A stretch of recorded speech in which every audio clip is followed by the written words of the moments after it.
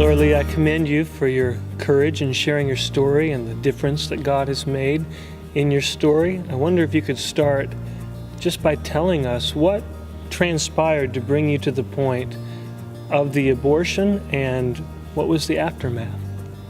Well, at the time I was 16, and so at 16, when you're told that you're pregnant, it's a shock. I wasn't not prepared. But my first thought when I was told at the clinic that I was pregnant was, I'm 16 and I'm going to have a baby.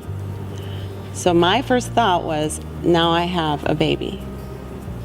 But there was immediate intervention from the people who profit from abortion. And in that moment, I was told, there's a quick solution to this problem.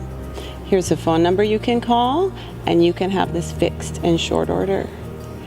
And so immediately I went from that fear and emotion and crying to this calm sense of, oh, okay, this problem can be solved. And I got that appointment. From that point forward, in only 4 days, I went ahead with the idea that this problem was going to be fixed. There was no other options. There were no other options presented to me. There were no adoption agencies presented to me, nothing else, just this one thought, abortion will solve this problem. And so when the day came, the only moment where I really think I was quiet enough to hear from God was right before I went in to have the abortion done. I heard this voice that said, someday you'll regret this. And that was my warning. And I can still remember it. And afterwards, there was a lot of denial. There's just a way that you push down the memory, push down the feelings, push down the thoughts. You hide it, you're ashamed of it, and you don't tell anyone. So tell me, what in that kind of locked away in that prison of shame, what's the truth that sets you free so that you can be here? It's not a secret right now. You're sharing it. What happened? But what happened first was that I understood forgiveness.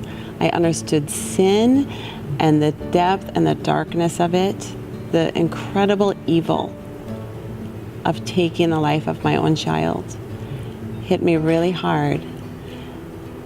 And that's when I could clearly see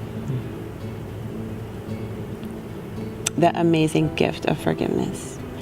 And once I had that, once I had forgiveness, I wasn't ashamed, I wasn't embarrassed, I didn't have to keep a secret anymore. And so I very boldly shared with the whole Bible study group about my abortion.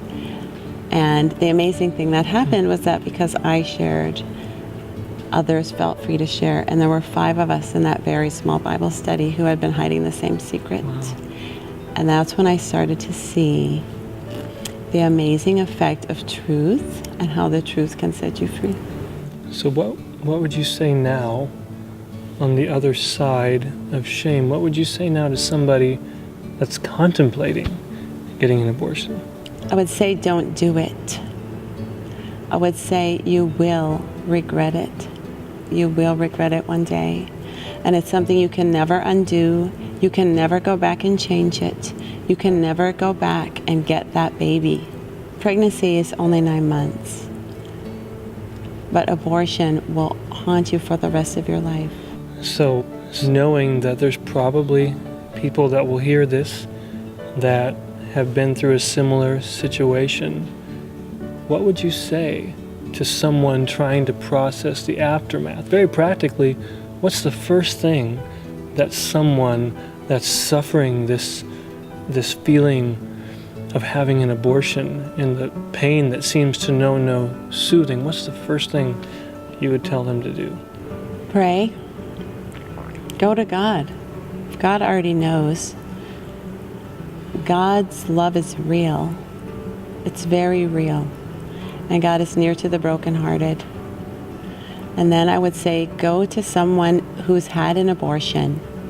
go to someone who has experienced healing in Christ. I went to New Life Family Services, and they have a Conquerors group that is a healing group all for women who've had abortions, and that's really how I got healed. And there's a strength that comes only from God, and only in Christ is there healing. But in Christ there is full healing, there is thorough healing, amazing healing, and there is hope.